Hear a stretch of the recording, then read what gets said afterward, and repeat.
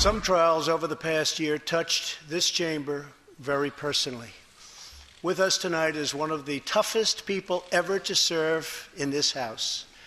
A guy who took a bullet, almost died, and was back to work 3.5 months later.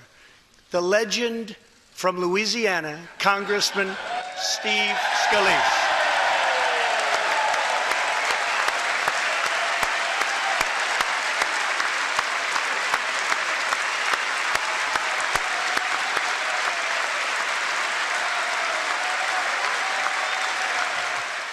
How great. President Trump recognizing House Majority Whip Steve Scalise for his bravery in the aftermath of being shot during a congressional baseball practice back in June. He received a standing ovation in the chamber last night. And joining me right now is House Majority Whip, Louisiana Congressman Steve Scalise. Congressman, wow.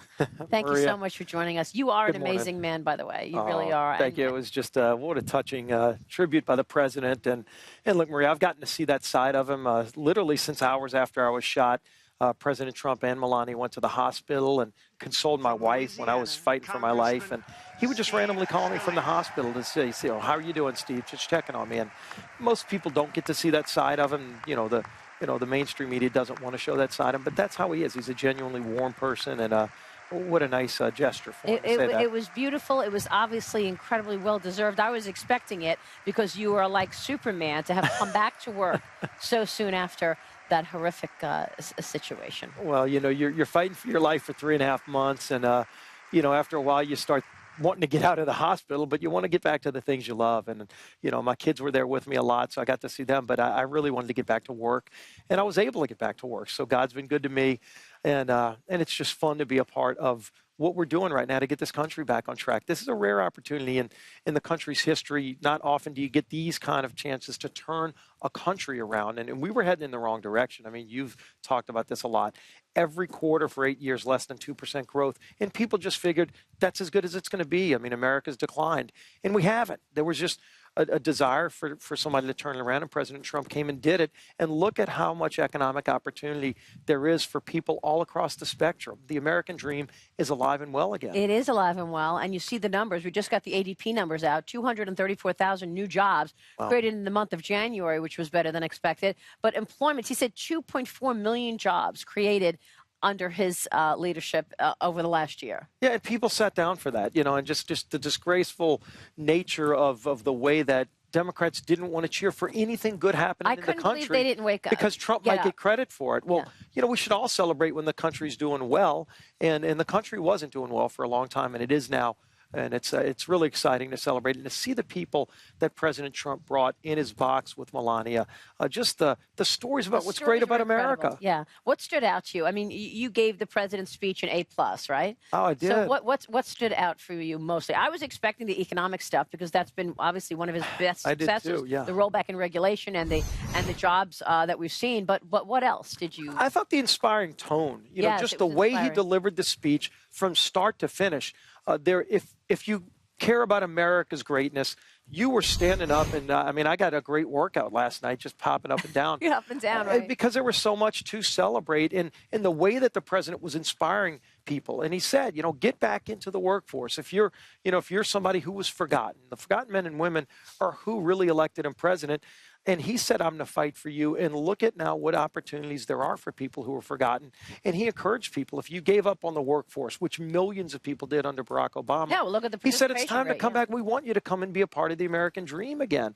And people have that opportunity again. So that inspiring tone, I thought, was something uplifting to a lot of people who probably felt for a long time that there was no more hope left for them, and now there is. One thing that I keep saying is I think that the Democrats are going to have to explain why they voted against the tax plan, why they shut the government down, and why it is that they will not acknowledge the progress that we've seen economically, at least. There's so much great progress. And look, the tax cuts, for whatever reason, after they voted against the bill, they should have said, you know what, maybe it's going to actually help some people in the middle class. They're still denying that it's helping anybody. Right. And all these people that are getting this $1,000 bonuses or pay raises, they're literally scoffing at that, calling it crumbs. Nancy Pelosi was asked the other night, what keeps you up at night? And she said the tax cut bill. I mean, my goodness. I mean, if she is so disappointed that people are getting more of their money back and they're happy about it, what does she really want? Does she want that money to stay in Washington so she can control it for them? She doesn't want them to have that control back. Well, we should point out, if the Democrats win the majority, she will become Speaker. She this is still important looming for people out there. to understand. Yeah. Now, one of your favorite moments was when the president spoke about the Cajun Navy. Let's talk about that. Let's listen to this. We saw the volunteers of the Cajun Navy racing to the rescue with their fishing boats to save people in the aftermath of a totally devastating hurricane. Why did this stand out to you? You know, we've seen in Louisiana through some of our hurricanes and floods, the Cajun Navy, and this is just people who came together and they saw a need and people were flooding and there was no way for government to get in and help people.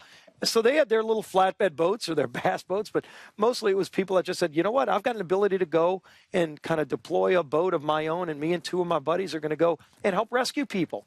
And next thing you know, there's 20 of them and there's 40 of them and they're on social network. Wow. And people are just answering the call going, wait, I've got a little boat that I can deploy too. And so they did this in Louisiana. And then when the Houston hurricane hit that just devastated thousands of people, they didn't wait a minute. They had their own trucks with their boats, and they brought their own gas because they knew, you know, we're going to run out of gas and there won't be any along the way. And they just went straight to Houston and went as far as they could. And once you saw water, they got in their boats and went and rescued That really people. It's is just the American way. greatness of America, Maria. That's exactly right. I was glad that he brought up ISIS. I think this is an important point to recognize. This was not Obama's playbook.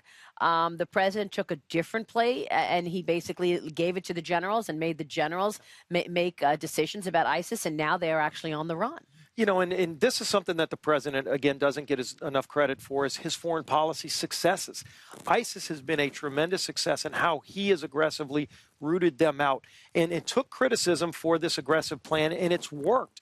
But, you know, look at just the terms of deployment or the terms of engagement for our men and women in uniform.